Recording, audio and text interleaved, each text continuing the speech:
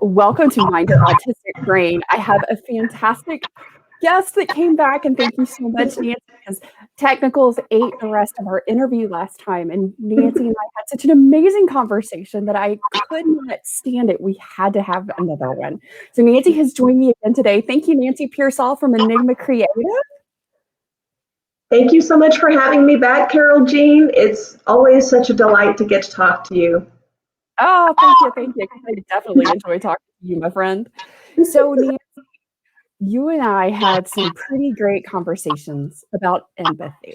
And I know that you've done so much research just into the topic of empathy, but also into what it means into your life. And I'm so excited for you to share this with everybody. So Nancy, take the floor. Go for it, my friend. Thank you so much. Okay, well, so for those who do not know, I am a fellow late identified and formally diagnosed. I have that privilege, autistic. I learned about my neurodiversity last January in 2020.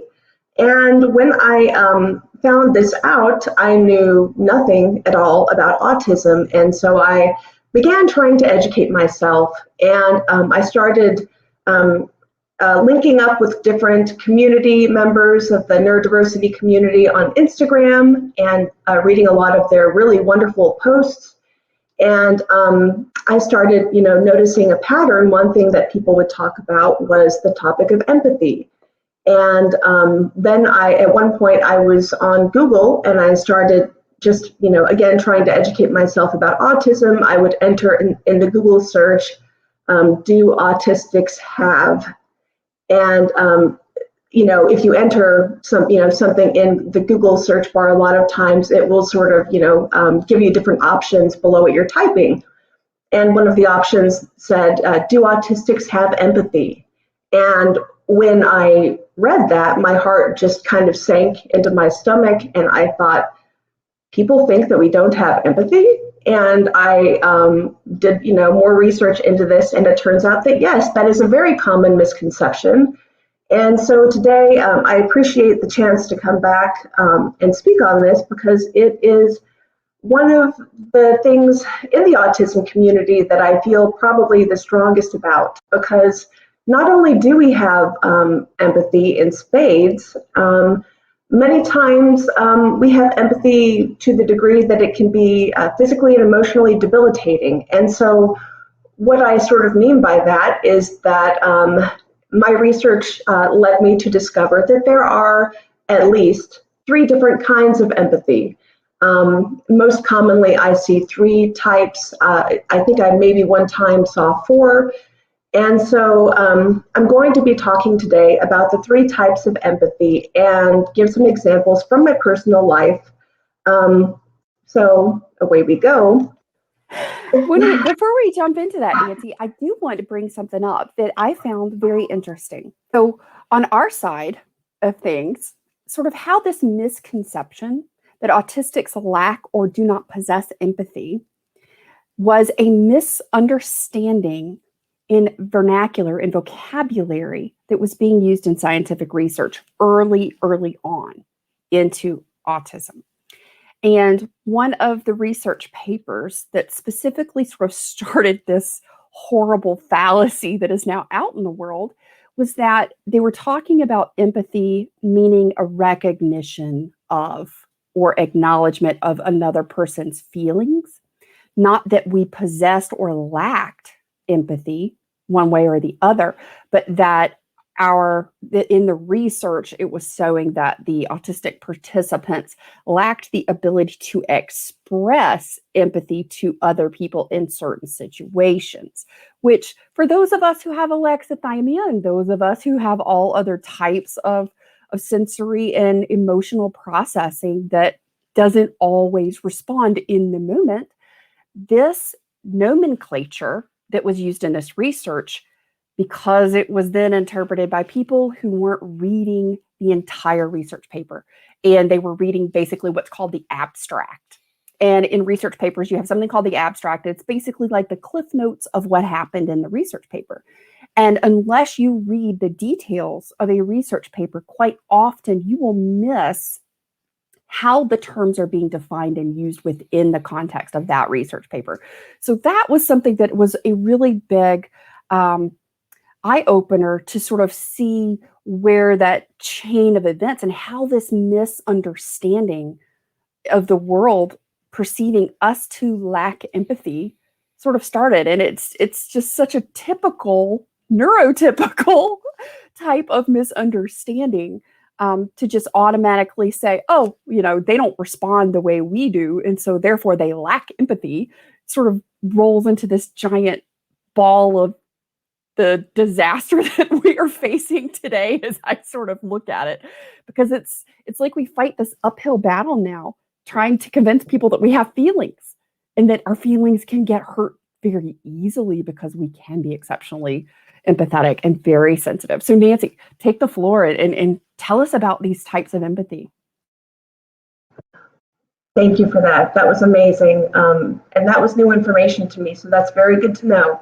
And that makes total sense. So the first type is, and I'm going to be giving definitions for these types as provided by, there's a psychologist and an author named Daniel Goleman, and I really liked his definitions. So the first type is cognitive empathy, which is where you know how another person feels and what they might be thinking. The second type of empathy is emotional empathy, which is when you feel another person's emotions along with them as though their emotions are contagious. You take them on as your own. And the third type is compassionate empathy, where you not only understand what another person's perspective is and what they might be thinking and also what they might be feeling, but you're spontaneously moved to try to help them if needed. So having said all that, kind of before I go further, I want to kind of frame these three types of empathy up within the context of being autistic. So I feel like several things should be noted. And there are probably more things that could be added to this list, but these are what came, that are top of mind to me. First of all, of course, how each person experiences each type of empathy will vary. For each autistic person, their experience of each type of empathy may fluctuate a great deal from moment to moment, depending on a number of factors. And again, this is a short list of factors. Their emotional state, their immediate environment, and what's going on, with the lighting, with the sound, with the spatial arrangement of objects, and so on, the weather, any co-occurring health conditions that they may be experiencing, what their body is doing, and that includes hormonal fluctuations, other participants in the scenario and how they are treating the autistic person, cultural norms that may be at play, the time of day, how overstimulated or understimulated a person may be, and so on. Like I said, that's a short list, but those are some things that kind of came to mind. So now I'm going to talk a little bit about how I, as an autistic person, experience the world. And so this is specific to me. I'm not saying that every autistic has these experiences, but they may resonate with some of our neurodivergent listeners. So for me personally, I do have extreme challenges in filtering out stimulus that is external to me. So if there's something going on in the immediate environment, I'm very easily impacted by that on a sensory level and also on a cognitive level. Unless I'm hyper-focused on a task, in which case I have like laser-like vision and attention on something that I'm doing, and very few things can distract me. Another thing that I experience is that I often internalize what is happening beyond the physical boundary of my body as though the surrounding environment is part of my body. It's as though my nervous system has no insulation to filter or buffer sensory input that is around me. And this does have a very direct impact on physical sensations I experience. It can do things like give me very bad headaches, migraines, nausea, vertigo, anxiety, feelings of disembodiment, crossover sensations resulting from sensory, processing differences. For example, if I see a picture of a dog's muddy nose or something that to me, might just sort of like feel kind of weird or wrong to me. Sometimes I feel like I have that picture, whatever that might be like, to have it in my mouth. Sometimes for whatever reason, I feel like I can feel the muddy dog nose in my mouth, which I know might sound strange. And You're then not alone. Really? Tell me I'm not alone. You're not alone. And there's some really interesting neuroscience that goes into this. So there was actually a study that was looking at the brain and how it processed when it visually takes in texture. And you can look at an object, you can see the texture of something without ever having touched it before, and you will know what it feels like on your tongue. You can interpret and anticipate what it would feel like on your tongue. I know that sounds really weird, probably to the rest of the world, but to all of us who just went, oh my gosh, I know exactly what you mean about the dog's nose, we know exactly what you're talking about. Because if you look at, let's just say, like a rough wood edge picture frame, and you've never touched it before, you are right now, you know exactly what it's going to feel like if you put your tongue on it. That is crazy. That is so fascinating. Wow. Yes. Oh my gosh. I can totally, I feel like I have splinters in my mouth right now almost. And so having said all that too, I know some autistics are not bothered at all by really terrifying, tense, jump scare type movies, that have a lot of violence and gore.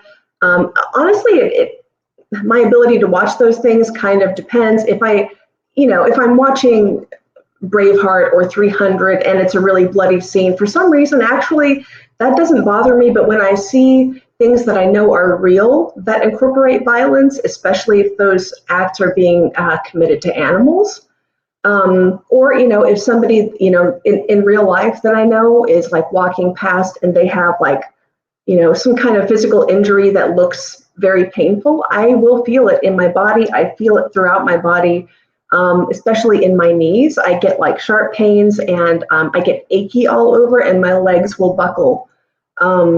So back to the 3 types of empathy. Based on my own experiences as well as what I've read from other autistics, especially on Instagram, it seems to be not uncommon for autistics to experience pitfalls with neurotypicals, especially, and sometimes also other neurodivergent people with cognitive empathy. So this makes complete sense to me when one understands that in order for cognitive empathy to translate well between 2 people or 2 or more people, all parties involved need to think and experience reality in similar ways. So these types of misunderstandings are nobody's fault, but too often autistics get blamed for their blind spots when really neurotypicals have just as many blind spots as autistics do. And so, yes, to go a step further, I would argue that even 2 autistic or otherwise neurodivergent people can face the same problem if their traits are at odds. And I love that about what you shared, because that's one of the things that was a really big aha moment for me. Learning that I was autistic late in life, I also became aware that the rest of the world didn't experience the world the way that I did. I knew that people thought differently or experienced things somewhat differently, but I did not realize how drastically different it was. And so that does make being able to, and this was something that really falls into what I teach in Mind Your Autistic Brain to help other autistics sort of understand this and get to acquire these things that we didn't know before. And one of those things is that you can't predict or have that cognitive empathy where you're able to think about what the other person might be feeling or experiencing without some commonality, but also without any history. If you don't have a history of understanding of what that other person has experienced in their life, then it's very difficult to predict what they mean when they say something or how they're presenting it. And sometimes those histories are a culmination of how we experience other people in the world in general. And it's sort of this collection of experiences and histories that we then use as predictors for understanding or connecting with someone else's emotions or perspective. So I love that you took the time to really dig into this, Nancy. This is a really good one. Thank you. I love that about having the history to kind of refer back to help you predict. I think that you're absolutely right. Like, that is so important, and I had never thought about that. One example that comes to mind for me, as an instance where cognitive empathy presented a challenge for me with a neurotypical friend, was a couple of years ago. My husband and I were walking through the grocery store, and I bumped into an old girlfriend of mine. We, hadn't seen each other in a couple of years, and she was about to have a party, and she very, very sweetly invited us to the party. But when she did so, I kind of, asked who else might be there, because we have a lot of associates in common, and a lot of these people, were from a period of my life that was sort of very difficult, and I knew that I would not personally be comfortable kind of like in a petri dish with these people at a party. And so, as much like, this was really hard for me, because I really wanted to hang out with this person. I kind of would have preferred that it was a one-on-one, but in the moment, spontaneously, didn't really know how to react to that, because she was looking at me like she was expecting me to say, "Of course we'll be there." So the thing about me is that, and I know that I'm not alone in this, is that ambiguity is very uncomfortable for me. I also, all the time, am having a lot of thoughts. I'm not saying that those thoughts are useful or even interesting, but I have a lot of them. And so I thought I would be doing my friend a favor if I was just sort of direct with her, and, told her in the moment, to kind of spare her the extra task or thinking of having to track 2 more RSVPs to this party. And because ambiguity is uncomfortable for me, I value when people are direct with me. And I mistakenly, throughout my life, have made the assumption that other people value that too.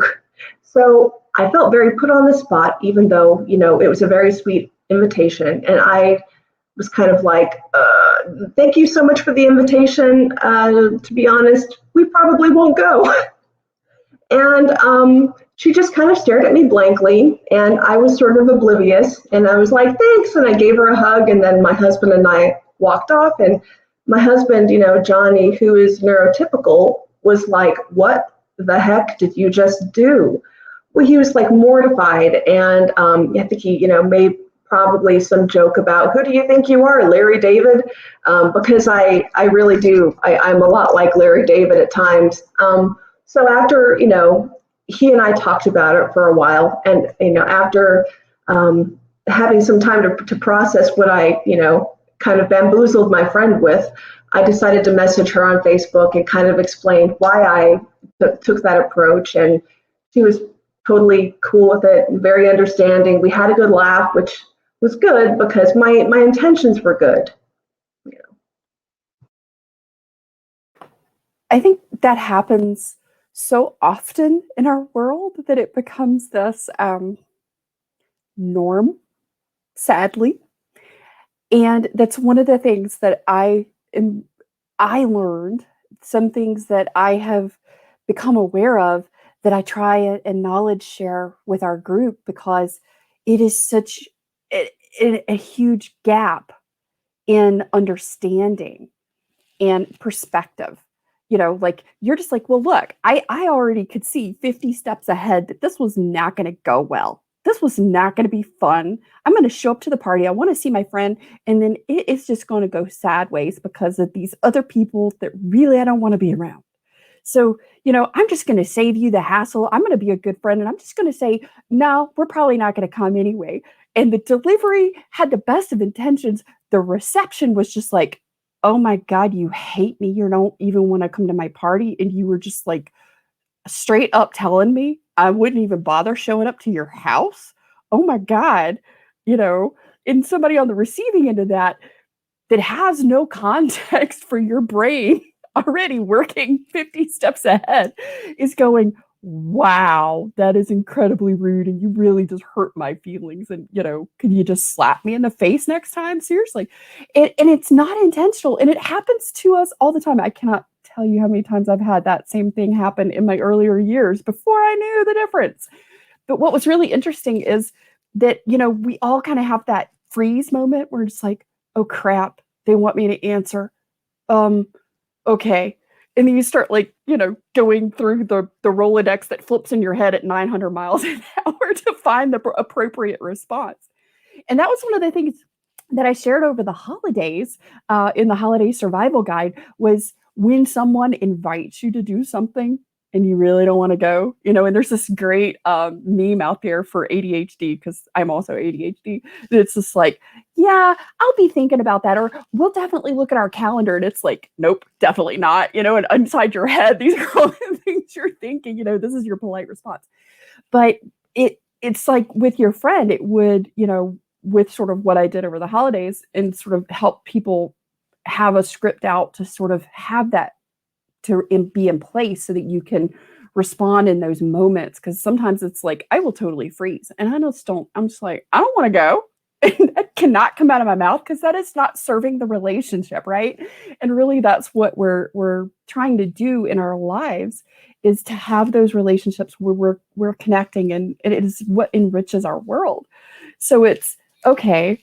Thank you so much for your kind invitation. I really appreciate it. That means so much to me. We have something already planned, I believe, for that weekend. So I would love to get in touch with you, and let's set up a coffee where we can just sit one-on-one and visit, because I would love to hear how you've been and what's been going on, and just, that kind of thing. But if you aren't prepared in your head and for that, it's just like your whole body freezes and you're like, whoa, okay. So then you just sort of brain dump what's happening in your brain, and the delivery doesn't always work. And then you've got fallout. The bridge has just been set on fire. Somebody just threw gas on it. And then you're just trying to clean up the mess, and it just makes you feel worse. And it's just no fun.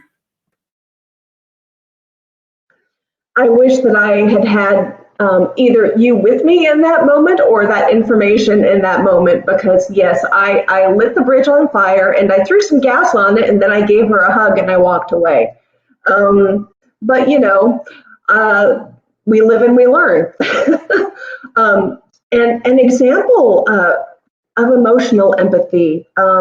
So again, emotional empathy is when, we feel another person's feelings with them. And I remember an example of this. I remember being in all throughout school, whether it was elementary school, middle, high school, college, and even, being in the working world. If somebody was giving a presentation, it's sitting in the audience and watching somebody speak in front of the group of people that you're sitting in. And I, in elementary school, I was always a people pleaser, and I always wanted to make people feel better. And I could often tell that my teachers, when they were teaching, were not being paid attention to by many kids in the class who were goofing off, shooting rubber bands at each other, passing notes and that kind of stuff. And I was mortified because I was looking at my teacher and I could feel their frustration and how much, even in some cases, that they were extremely nervous about talking in front of a group. And I wanted to put them at ease. I wanted to give them my attention and let them know, look, I'm listening to you. Somebody, gives a what. Somebody is paying attention to you. And I was hoping that I could set an example. So this is ironic because, another thing that we often hear in the autistic community is that we can't maintain eye contact. Well, I have no problem with that when the other person is doing the speaking most of the time. And of course, the other thing we hear is that, we don't have empathy. So here I was constantly making eye contact in the classroom, and I often became the teacher's pet as a result. But that's kind of, a side note.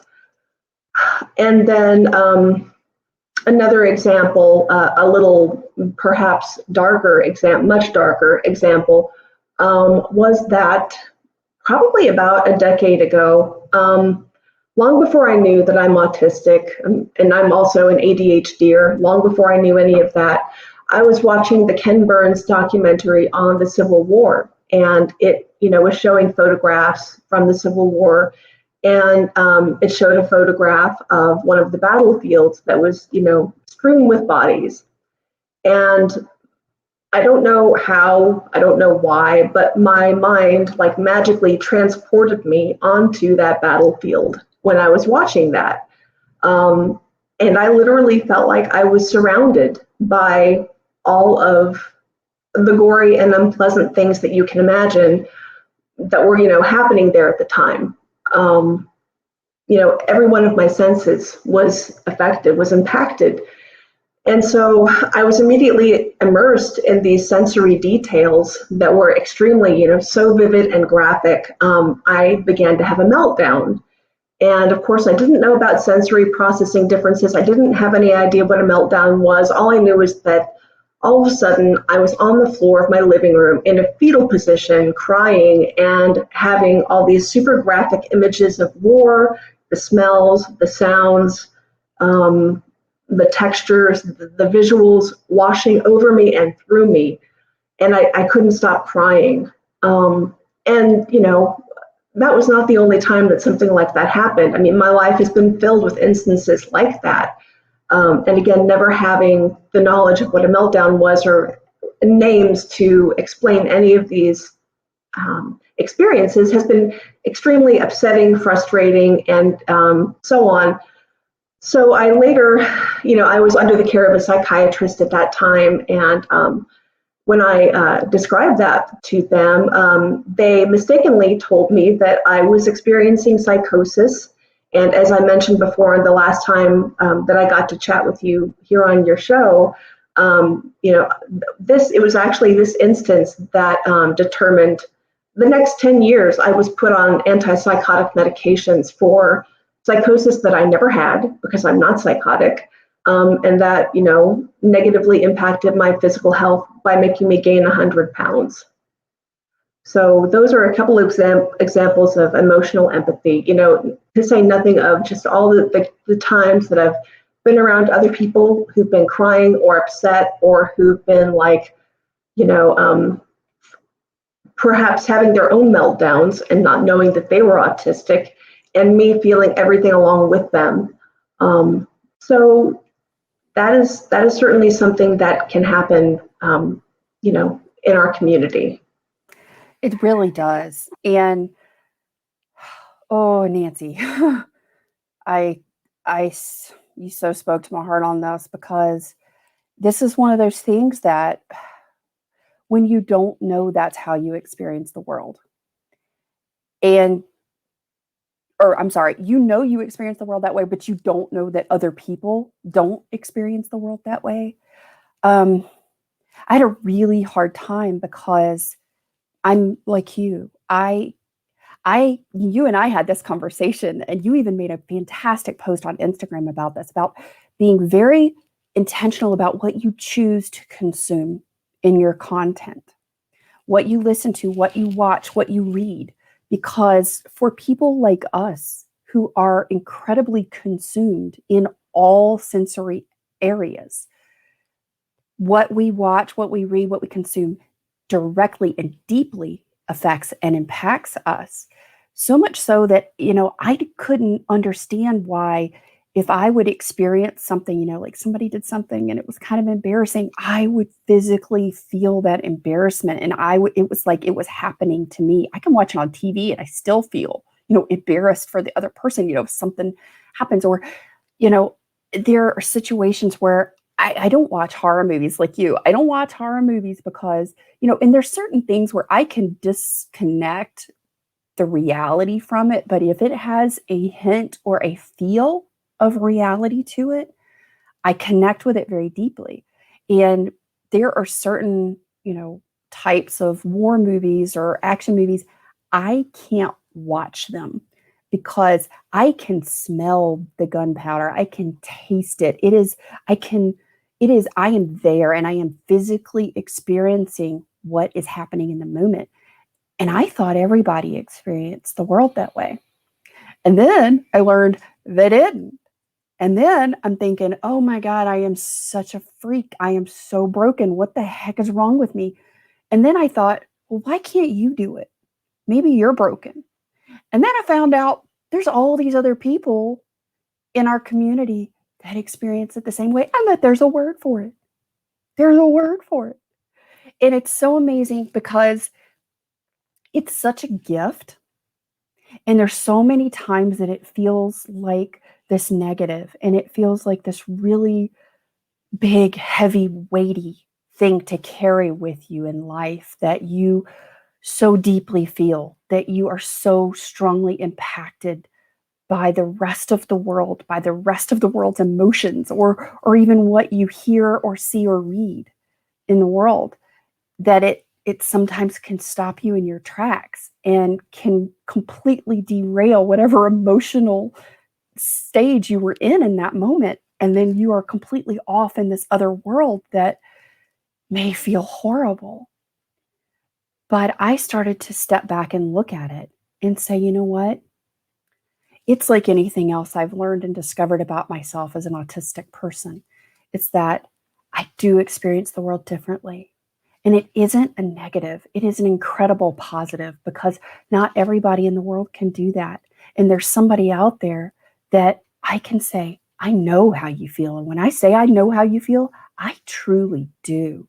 I am truly connecting with that person in a way nobody else can. And it's not a negative, it's a positive. And I think that sometimes those things that we look at in our world, when we start to learn more about all of the struggles and all the challenges, and we are initially seeing them as negatives, until we start to peel back and really see how they play a part in our life, then we can also start to see that in that balance, there are those positives, that there are those things that really enrich our world and enrich the world of those who are in our lives.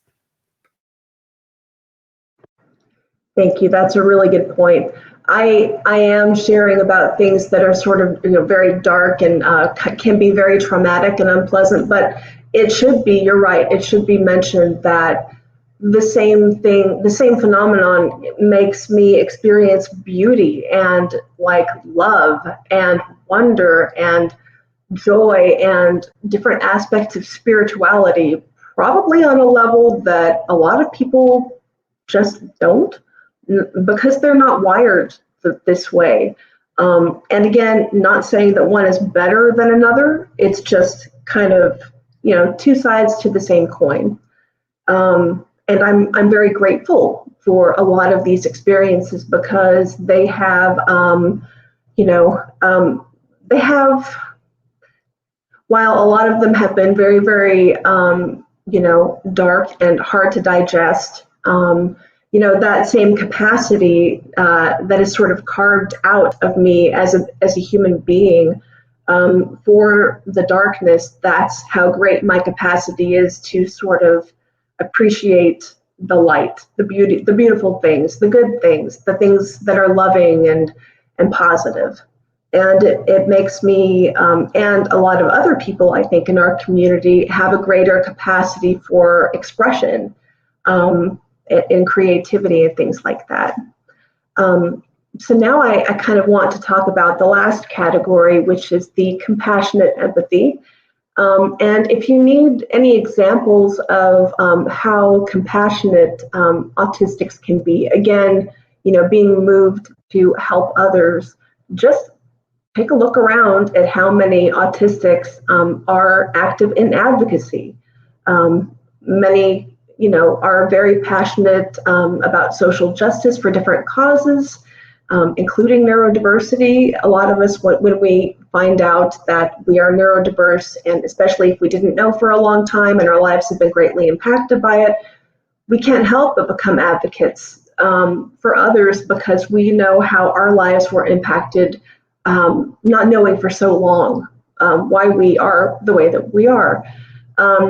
Also, a lot of autistics are or have been at some point in time vegetarian or vegan, choosing very compassionate lifestyles. I spent the better part of my career working in nonprofits as a fundraiser because I really wanted to put my energy into work that felt like a vocation, trying to better the lives of others. And again, I don't think that makes me superior in any way, but I just, I, along with a lot of other members of the community, have a very deep and genuine desire to try to leave things better than we found them.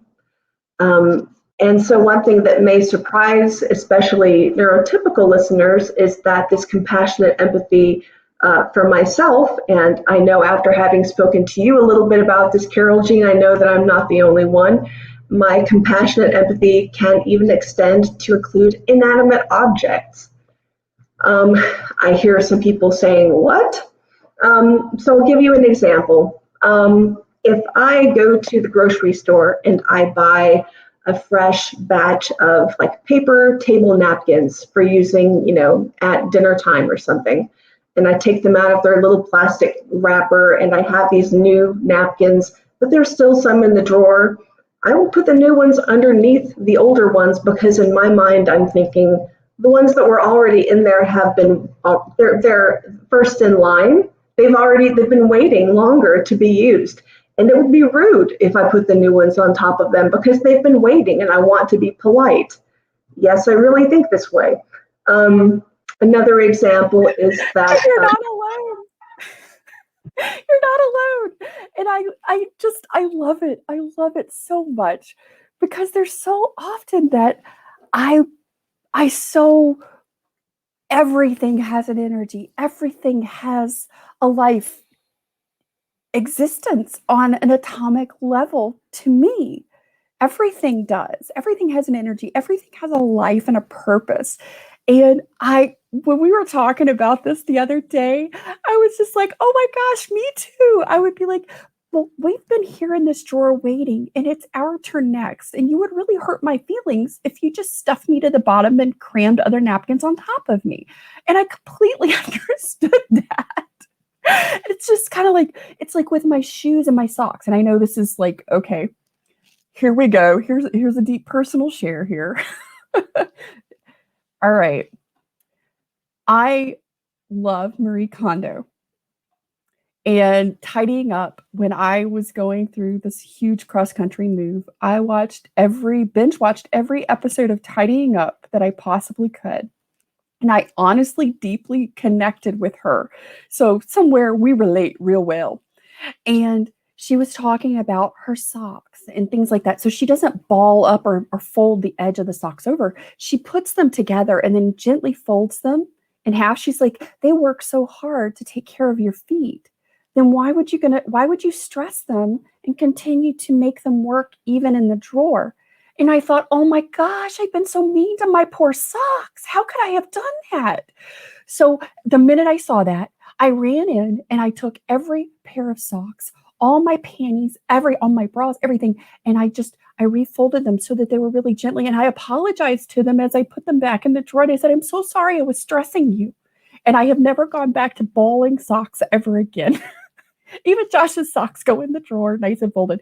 And he was like, I can't get my socks like this. This is freaking me out. Could you please ball my socks? And so now when I do it, I apologize as I roll his sock top over, and I'm like, I'm really sorry. I promise. I'm not doing it on purpose. I kind of pet him before I put him in the drawer.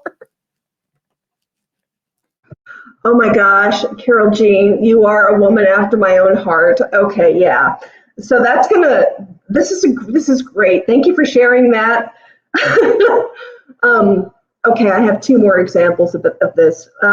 One of them is that recently, I was, I had to find a parking space in a parking garage, and it was like a 6th level parking garage, and I usually park on the 5th level, but there was nothing there, and so I went up to the top, and the 6th level didn't have a roof over it, and that was fine. But the only spot was this one kind of strange spot that it was really weird. I thought it didn't have, like if you pull into a spot where the nose of your car ends, you would think that there would be like a concrete barrier or something, especially if you're up on the 6th, the roof of this parking garage, and there was just a couple of wire cables.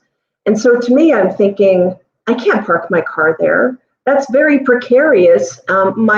My car, what if it's scared of heights? What if it feels like it's going to fall off the edge of this urban cliff? And I thought, I can't do that to my car. I don't care. I'm going back down. And I went all the way back down. And so I couldn't park there. And I started asking myself, like, why am I feeling this way? Why am I thinking this way? Because I'm constantly analyzing myself. And I just thought, well, maybe, I'm scared of heights, and so I'm maybe projecting my fear onto my car so that I can have, like, in some way, maybe a more concrete relationship with my fear of heights. And then my last example is that I tend to bond with, because like you said, everything is energy. Everything is vibrating at a certain rate. Everything is protons, neurons, electrons. Neutrons. Hello, need to go back to school. Protons, neutrons, and electrons.